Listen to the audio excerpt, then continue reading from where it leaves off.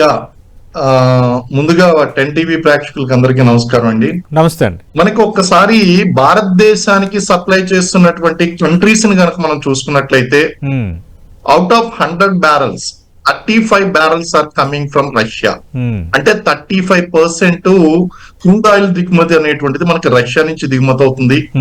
Iraq నుంచి 20% దిగుమతి అవుతుంది.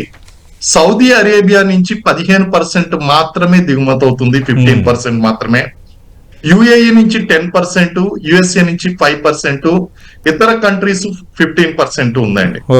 అంటే మనకి ఆరాంకో కంపెనీ ఒక కంపెనీ బ్యారల్ కి మనకి ఒక $15-20 పెంచినంత మాత్రాన డిఫరెన్స్ అనేటువంటిది హ్యూజ్ ఎంటైర్ ప్రైస్ మీద పడేటువంటి ఇమీడియట్ గా పడేటువంటి అవకాశం లేదండి. కారణం ఏంటి అంటే ఎప్పుడైతే మనకి యుద్ధం ప్రారంభమైందో అక్కడ ఇరాన్ కి, ఇజ్రాయెల్ కి, అమెరికాకి రష్యా మనకు ఒక ఆశ్వాసన ఇచ్చింది. ఏంటి అంటే డోంట్ వరీ, అంత ముందు కూడా మనం రష్యా నుంచి మనం తీసుకుంటున్నాం, వాళ్ళు కూడా అన్నారు మనకి దిగుమతులు అనేటువంటి పెంచుతాం అని చెప్పి. సుమారు 35%, అంటే నెంబర్ 1 ప్లేస్ లో ఉన్నది రష్యా. రష్యా యొక్క దిగుమతి మీద మనం ఎక్కువగా ఆధారపడుతున్నాం అండి.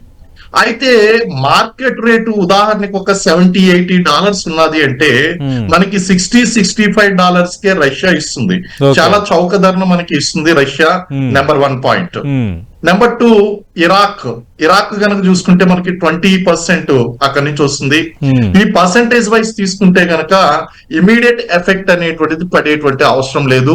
అయితే గల్ఫ్ దేశాలు అనేటువంటి మనకు ముఖ్యమైనప్పటికీ కూడా నెంబర్ 1 సప్లయర్ రష్యా కాబట్టి మనకి డైరెక్ట్ ఇంపాక్ట్ అనేటువంటిది ఇమీడియట్ గా పడదండి. అలాగే మనం ఒక విషయం గుర్తుపెట్టుకోవాలండి.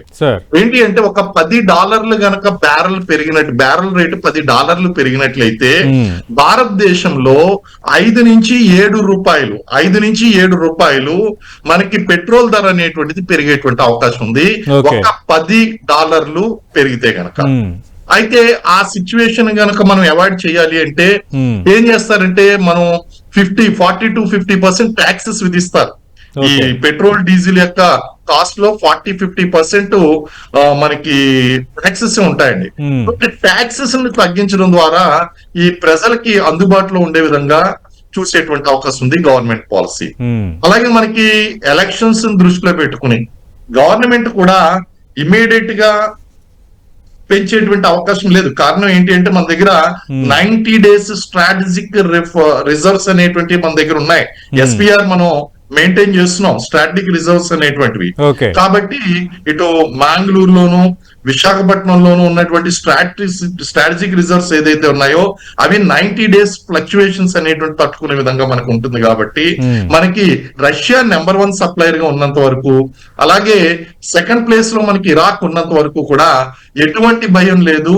ఆయిల్ ప్రైసెస్ అనేటువంటివి షార్ట్ టర్మ్ లో రిస్క్ లేదండి. కానీ లాంగ్ టర్మ్ లో గనక ఒకవేళ ఇండియా పాకిస్తాన్ లో కనుక ఇమీడియట్ గా యుద్ధానికి దిగినట్లయితే, లేకపోతే ఈ వార్ లో ఇండియా పార్టిసిపేట్ చేయవలసినటువంటి పరిస్థితులు కనుక వస్తే దెన్ ఇమీడియట్ గా అన్అవాయిడబుల్ సర్కమ్స్టాన్సెస్ లో మనకి ప్రైసెస్ అనేటువంటి పెరిగి ఉంటాయి.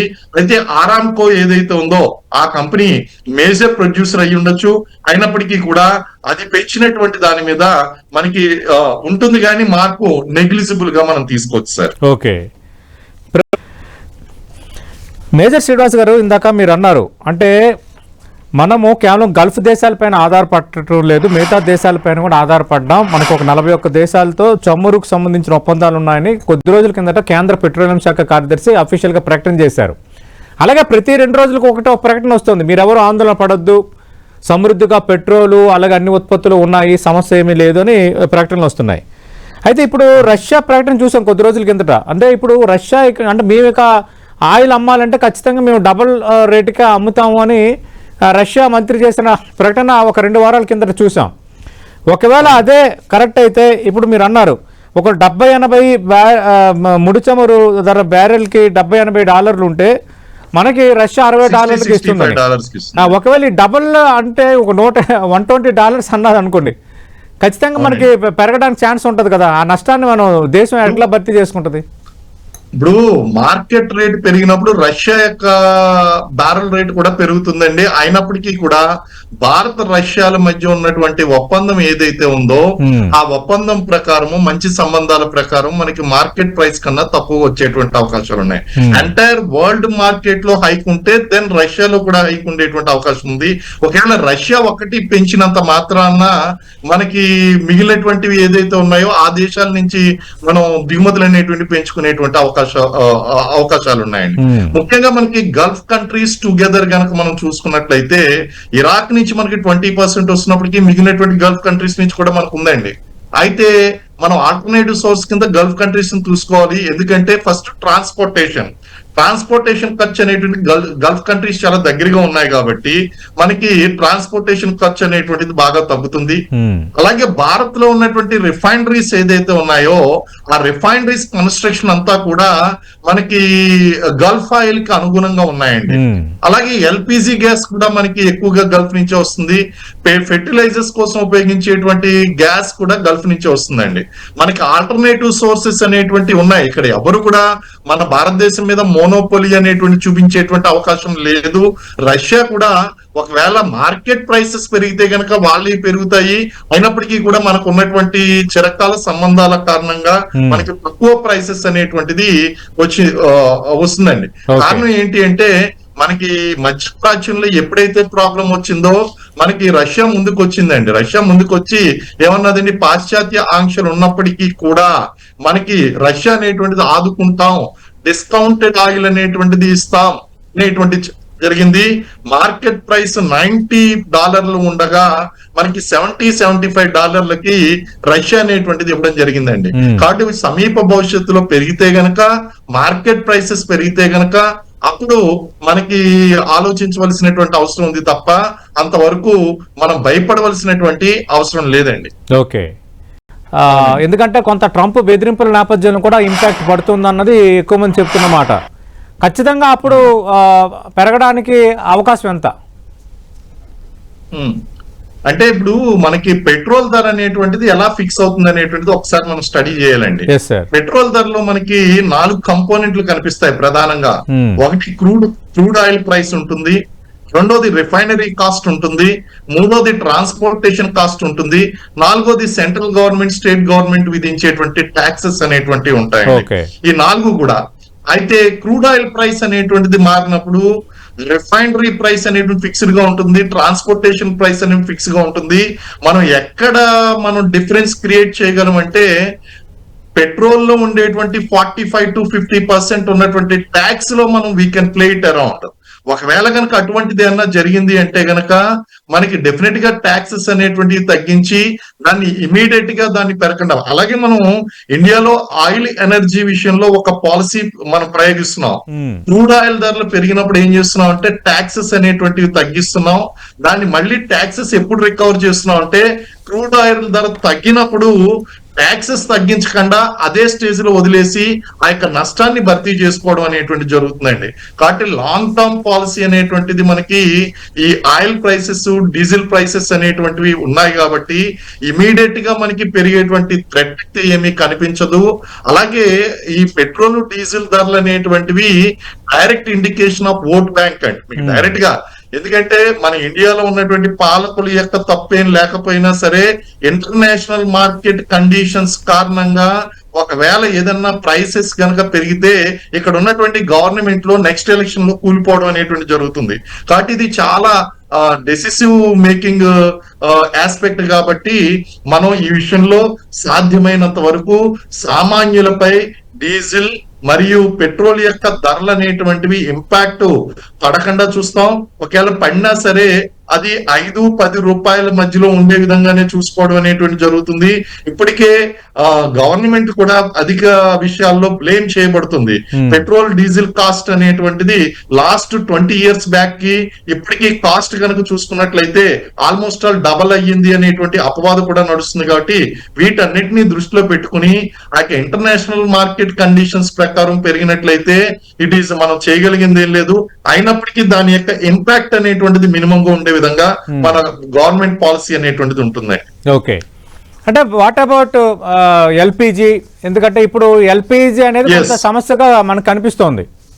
అవునండి, ఎల్పిజి విషయం దగ్గరకు వచ్చేసరికి ఇంకా మనం హెల్ప్లెస్ గా ఉన్నాం. కారణం ఏంటి అంటే ఎల్పిజి విషయంలో మనం ఇక్కడ కువైట్ ఈ కంట్రీస్ మీద మనం ఎక్కువగా ఆధారపడుతున్నామండి. అదేవిధంగా హార్ముజ్ జలసంధి నుంచి రావాల్సినటువంటి నౌకలు అనేటువంటివి మధ్యలో మనకి ఇబ్బంది పెట్టడం కారణంగా మనం వేరే కంట్రీ మీద డిపెండ్ కాలేకపోవడం వలన మనకి ఈ డొమెస్టిక్ గ్యాస్ విషయంలో అలాగే కమర్షియల్ గ్యాస్ విషయంలో కొంతవరకు స్కేర్సిటీ అనేటువంటిది ఎదుర్కోవడం జరిగింది. ముఖ్యంగా కమర్షియల్ సిలిండర్ అనేటువంటిది 1200 రూపాయలకి వెళ్ళిపోవడం, మధ్యలో కొన్ని హాస్టల్స్ హోటల్స్ కూడా ఇండస్ట్రీ అనేటువంటిది ఇంపాక్ట్ కావడం అనేటువంటిది మనకు కనిపించింది. అయితే ఇది అన్అవాయిడబుల్ సిచ్యువేషన్ కాబట్టి ఇంకా మనకు అది తప్పలేదు. కారణం ఏంటి అంటే ఎల్పిజి విషయంలో మనం చాలా తక్కువ కంట్రీస్ మీద మనం డిపెండ్ అయ్యామండి. ముఖ్యంగా గల్ఫ్ నుంచి ఎక్కువగా వచ్చింది మనకి. ఇక్కడ ప్రాబ్లం అంతా కూడా గల్ఫ్ నుంచే ఉంది కాబట్టి ఎల్పిజి విషయంలో ఇంపాక్ట్ అనేటువంటిది కనిపించింది. దాన్ని ప్రజలు కూడా అర్థం చేసుకున్నారు. ఎందుకంటే అక్కడ ఇరాన్ లో వచ్చినటువంటి ప్రాబ్లం ఏదైతే ఉందో అది భారతదేశం ఆపగలిగినటువంటిది కాదు. భారతదేశం ఆపినా సరే అది అక్కడ ఆగదు. ట్రంప్ మన మాట వినడు. కాబట్టి అక్కడ ఇబ్బంది అయితే మాత్రం మనకి జరిగిందండి ఖచ్చితంగా. కాబట్టి ఎల్పిజి విషయంలో డిఫరెంట్ అనాలిసిస్ అనేటువంటిది అక్కడ వర్కౌట్ అయింది. అంటే ఎప్పటికల్లా సిచ్యువేషన్ కొంత నార్మల్కి వచ్చే అవకాశం ఉంది. ఎందుకంటే ట్రంప్ విధించిన గడువు భారత కాలమాన ప్రకారం రేపు ఉదయం 6 గంటలతో ముగియబోతోంది. మరోవైపు 45 days సీజ్ ఫైర్ కు కొన్ని దేశాలు మధ్యవర్తిత్తులుగా ప్రయత్నిస్తున్నాయి అంటున్నారు. ఆ వాతావరణం అంతగా సానుకూల ఫలితాలు ఇస్తుందన్న అంచనా అయితే కనిపించడం లేదండి. ఏంటంటే ఇప్పుడు ప్రెసెంట్ సినారియోలో గనక మార్పు కావాలి అంటే అది కేవలం ఇరాన్ యొక్క ప్లేస్ లో చేతిలో ఉంది తప్ప ట్రంప్ కోరుకున్నంత మాత్రాన్నో ప్రపంచ దేశాలు అభిలషణీయంగా కోరుకున్నంత మాత్రాన్న ఇది జరిగేటువంటిది కాదు.